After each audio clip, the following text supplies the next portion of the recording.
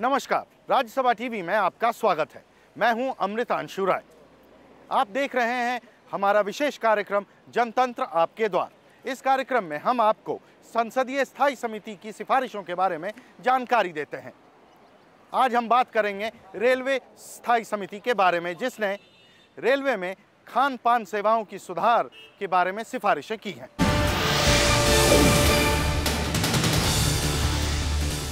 Rail मामलों की संसदीय स्थायी समिति ने आईआरसीटीसी को और मजबूत बनाने की सिफारिश की है, जबकि सरकार ने मन बना लिया था कि आईआरसीटीसी से खान पान सेवाएं छीनकर रेल मंत्रालय को दे दी जाए।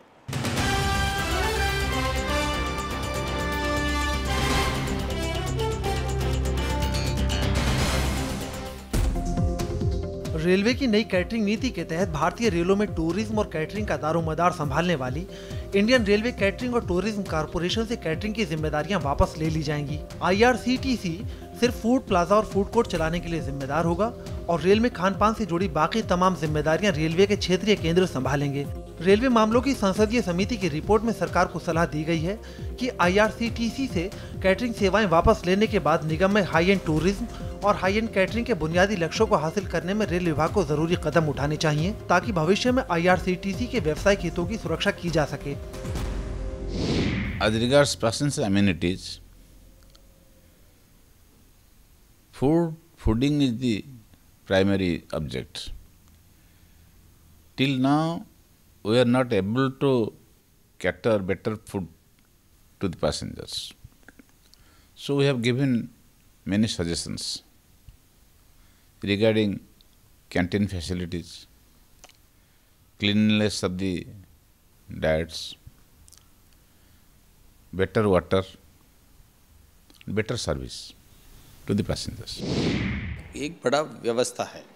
इसके लिए जो पैसेंजर्स ट्रेन में जाते हैं वो उन लोग नाइट ट्रैवल रहता है, 2 डे ट्रैवल रहता है, सो ये फैमिली के साथ जाते रहते हैं। उन लोगों के वास्ते सही खाना देना चाहिए, सही प्राइस में देना चाहिए, क्योंकि the cheapest mode of travel अपने देश में रेल ट्रैवल है और पूरा वर्ल्ड में देखा जाए तो इंडियन रेलवेज जो है second largest network in the world.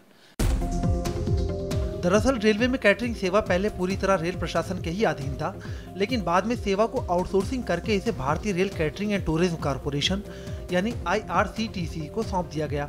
अब रेलवे की खान पान सेवाओं में बढ़ती शिकायतों के मद्देनजर रेल प्रशासन कैटरिंग सेवा को फिर से अपने अधीन लेने में जुट गया है।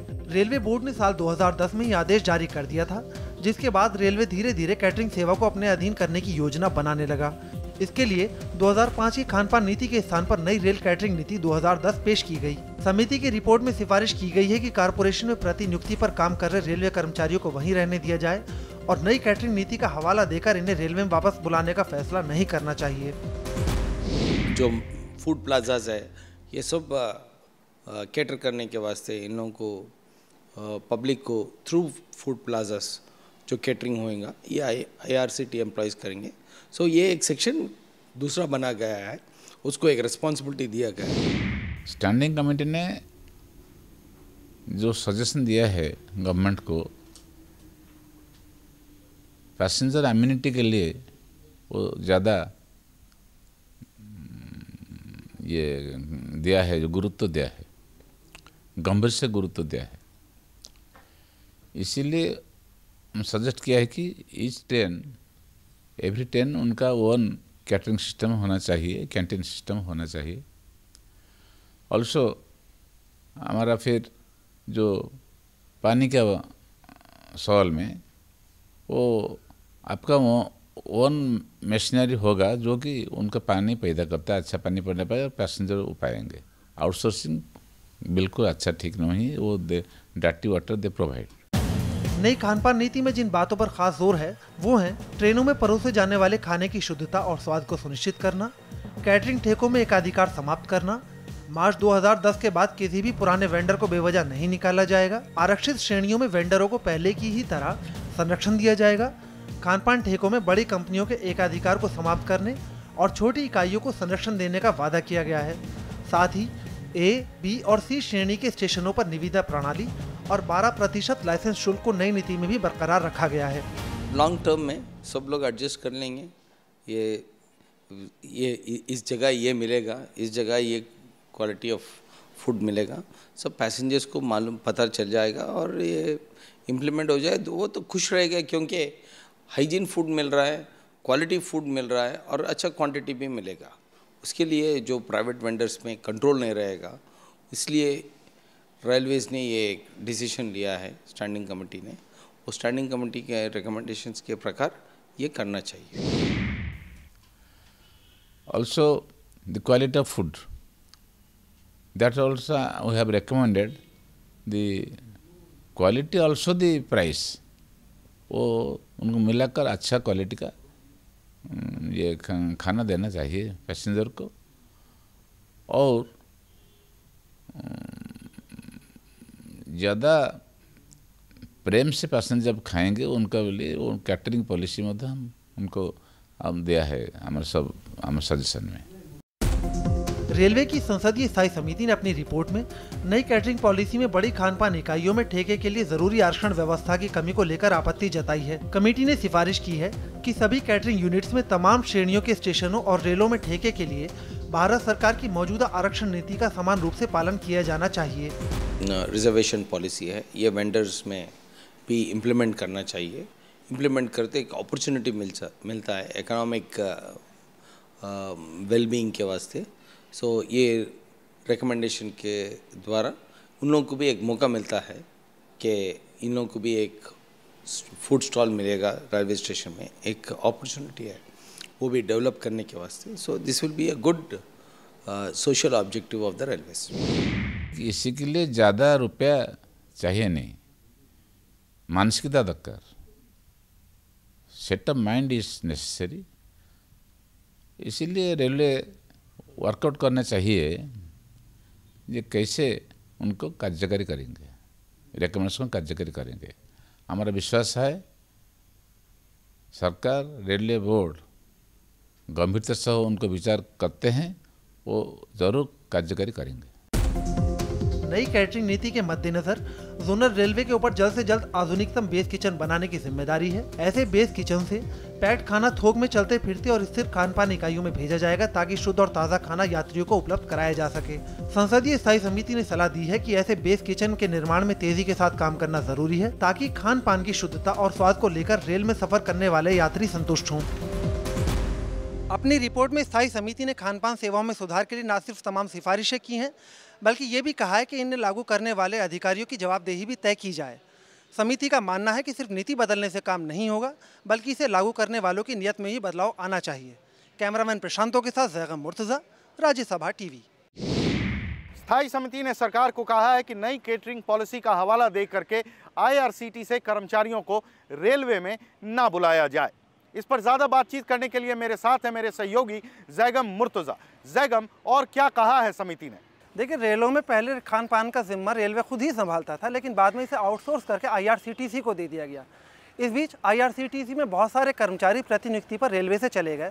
अब स्थायी समिति चाहती है कि ये कर्मचारी IRCTC में रहें, क्योंकि उनके वापस आने से वहाँ कर्मचारियों की दिक्कत उत्पन्न हो जाएगी और समिति नहीं चाहती कि IRCTC को कमज़ोर किया जाए। जी अमृतांशु। हमने समिति के सदस्य लालजी टंडन से बात की और जानना चाहा कि समिति के इस रिपोर्ट में और विशेष क्या है।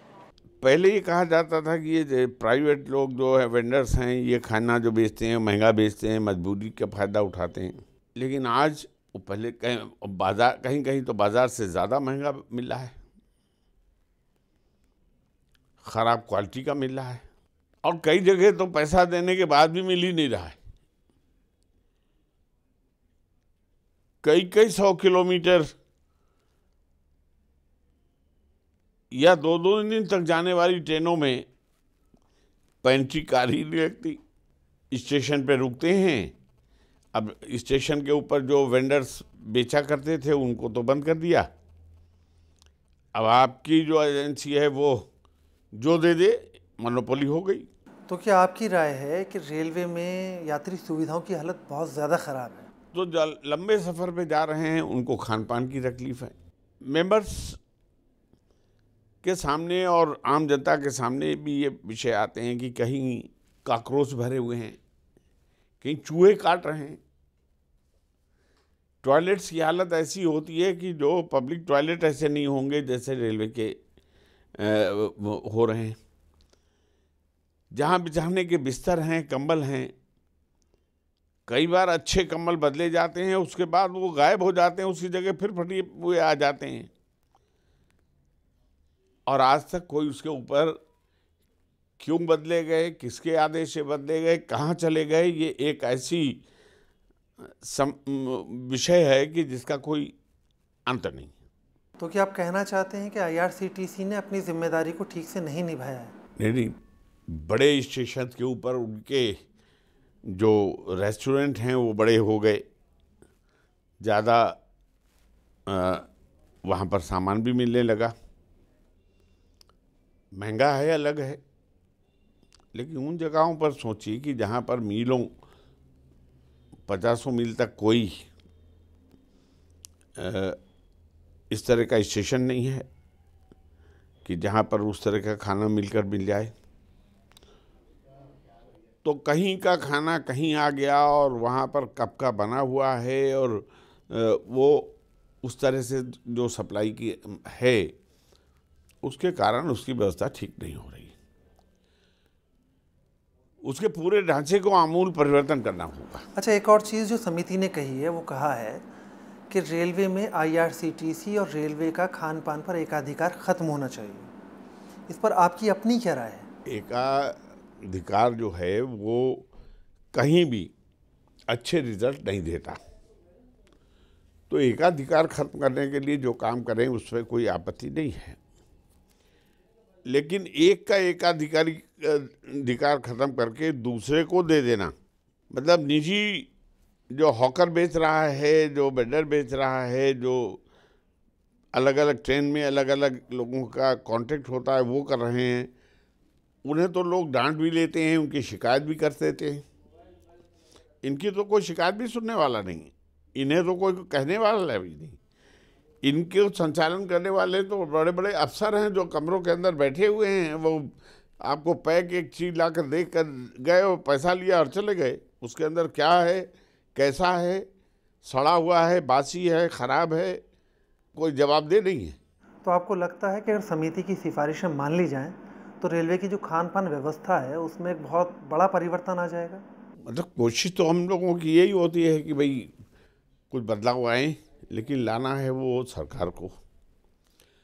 सरकार में मैंने जैसे कहा कि पिछले कुछ वर्षों में ऐसा लगा कि कोई मंत्री है ही नहीं, या जो मंत्री हैं वो घोषणा मंत्री हैं। ऐसा लगा कि एक बार तो कि रेल मंत्री के बजट में कि सारे सरकार के जितने मुख्य विभाग हैं सबके काम रेलवे ही करेगा। जाहिर है कि जिसका काम जो है वो उससे हटकर अब दुनिया भर की बात सोचते हैं। रेलवे के पास रिसोर्सेज की कमी नहीं है, आमदनी की लीकेज और भ्रष्टाचार दूसरा जो सबसे बड़ा स्रोत उसका है कि रेलवे की संपत्ति। तो क्या आपका कहना है कि जो रेलवे की खान पान सेवाएं हैं इनमें निजी भागीदारी बढ़े और ये रेलवे खान पान सेवाएं निजी क्षेत्र को दे दी जाएं? FDI चिल्ला रहे हैं, मेट्रो में FDI आ सकती है तो इसमें क्यों नहीं आ सकती? जॉइंट वेंचर में काम करने की बात आई, कोई रेलवे के साथ करने को तैयार नहीं होता। जो उनके रिसोर्सेज और होने चाहिए उसमें इन्वेस्टमेंट के उसके रास्ते बंद हैं। जो रेगुलर इनकम हो रही है उसका सही उपयोग नहीं हो रहा है।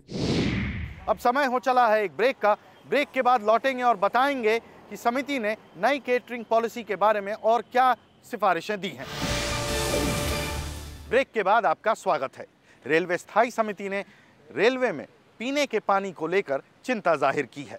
स्थायी समिति का कहना है कि साफ पानी का सप्लाई रेलवे की प्राथमिकता होनी चाहिए।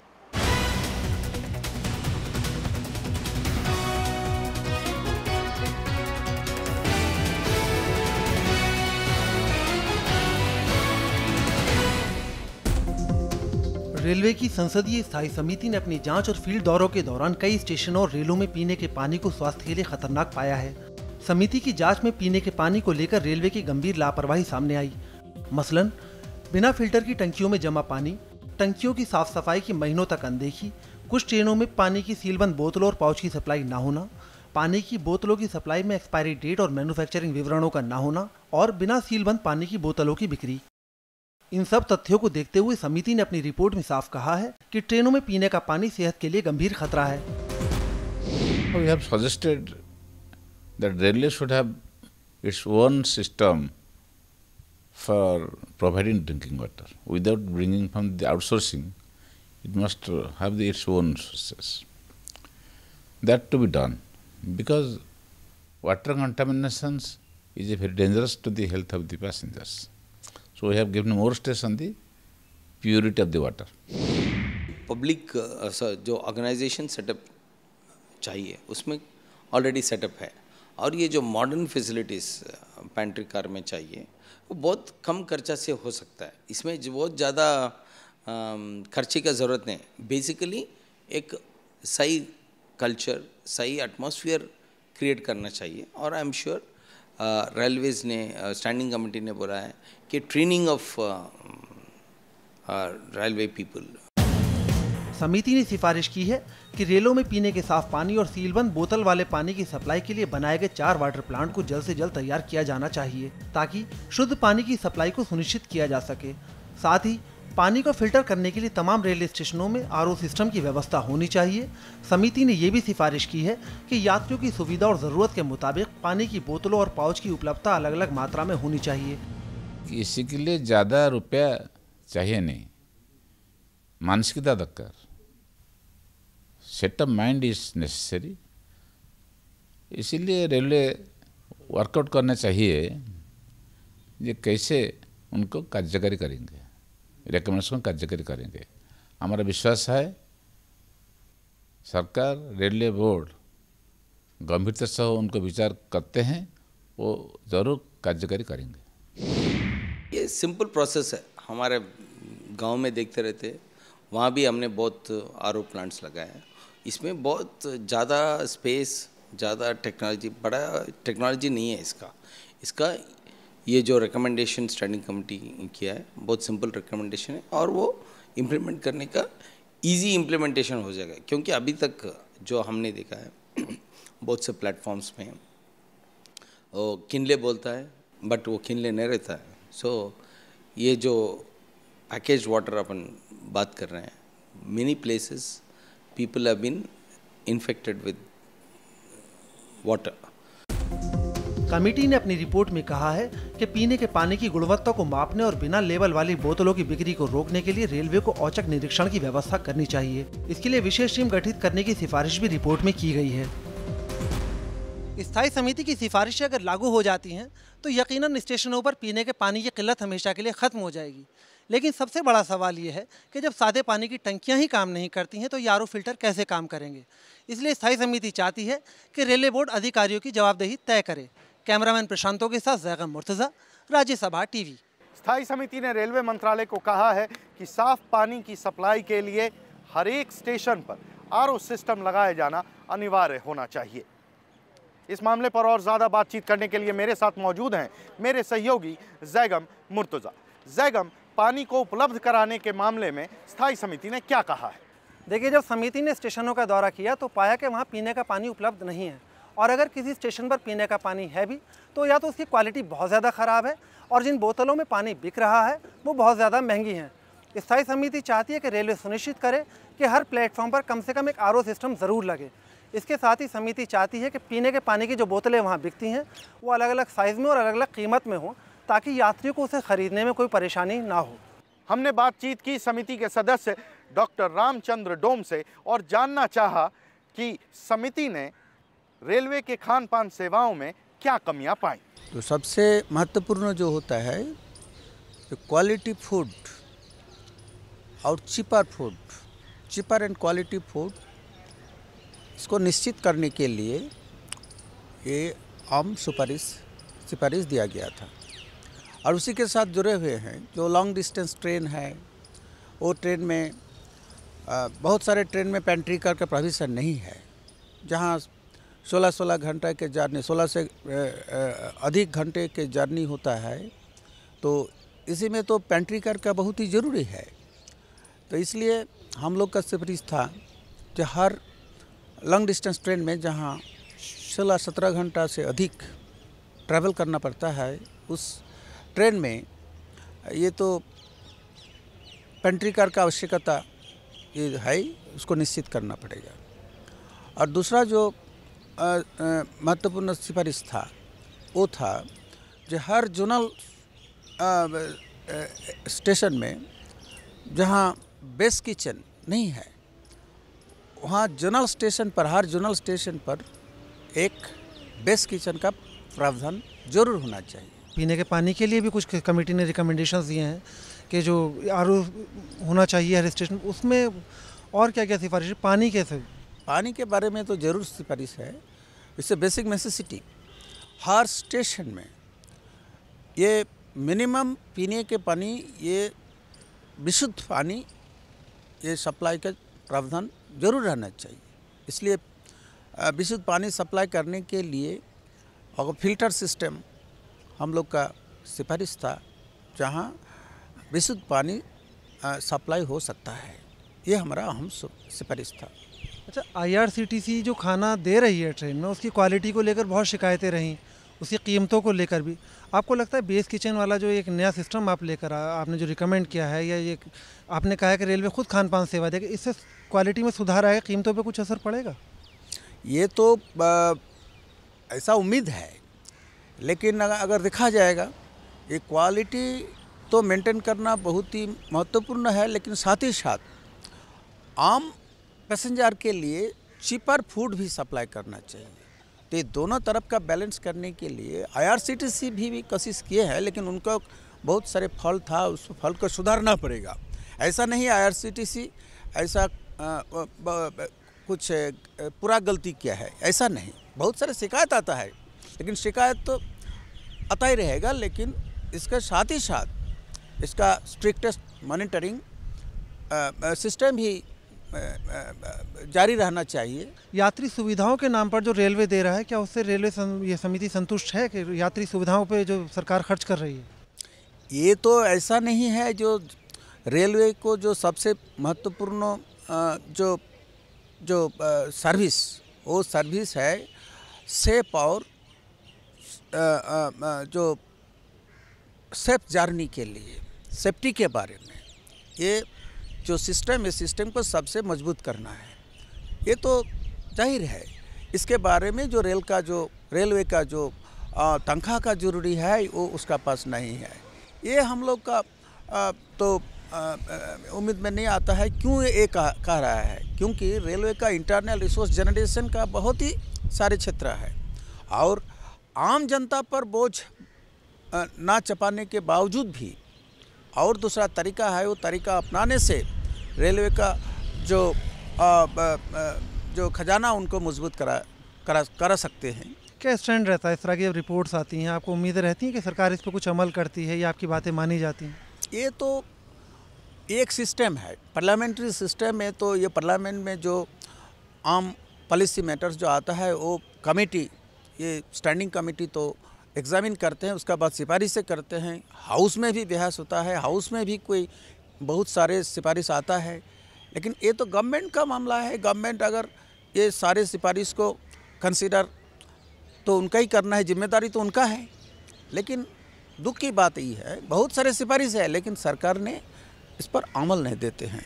हम इस प्रोग्राम के आखिरी पड़ाव पर हैं और चलते चलते आइए हम आपको दिखाते हैं समिति के सदस्य लालजी टंडन का नजरिया। स्टैंडिंग कमेटी ने हर विषय के ऊपर, खान पान पर, सुविधाओं पर, सबके ऊपर डिस्कशन किया और अपनी सिफारिशें भी दी, कई रिपोर्ट। लेकिन स्टैंडिंग कमेटी की अपनी सीमा सुझाव देने तक की है कि वो अध्ययन करके, विभिन्न विषयों का पर अध्ययन करके अपनी रिपोर्ट संसद में पेश कर देती है और फिर वो सरकार उस पर निर्णय लेती। लेकिन अगर सरकार में ही कोई कुछ सीरियसली ना ले तो उसका कोई मतलब नहीं। जनतंत्र आपके द्वार कार्यक्रम को देखने के लिए शुक्रिया। हम वापस लौटेंगे एक नए मुद्दे, एक नई रिपोर्ट के साथ।